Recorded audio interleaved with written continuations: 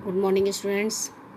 Class 8 में हिंदी वाटिका में हम पाठ 8 कुदरत हमको सिखलाती है कविता का व्याख्यात्मक अध्ययन करे थे, जिसके कवि हैं त्रिपुरारी।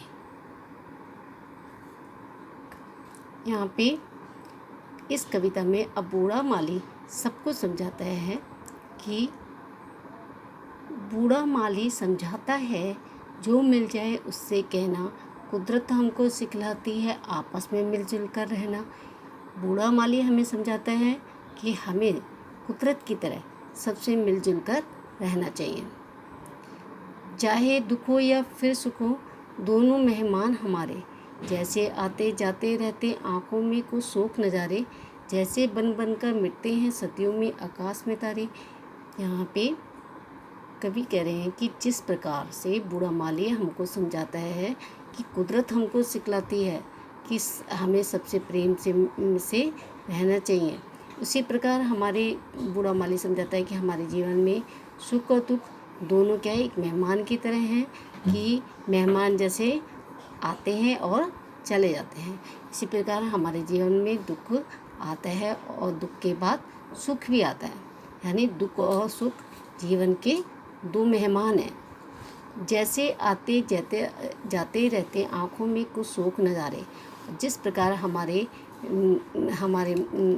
आँखों में प्रकृति की सुंदरता हमारे आँखों में आती है और जाती रहती है।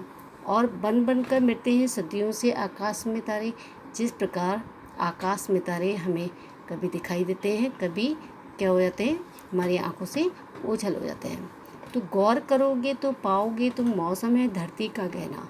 और हम इस प्रकृति की को गौर से देखें तो प्रकृति हमें क्या है आभूषण की तरह नज़र आएगी।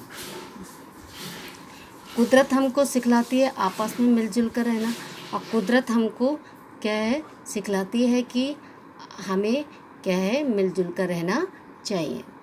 तो बच्चों, आज आपने कुदरत हमको सिखलाती है कविता के अर्थ को समझा, और हमने जाना कि प्रकृति हमें बहुत कुछ सिखलाती है कि हमें प्रेम से रहना चाहिए।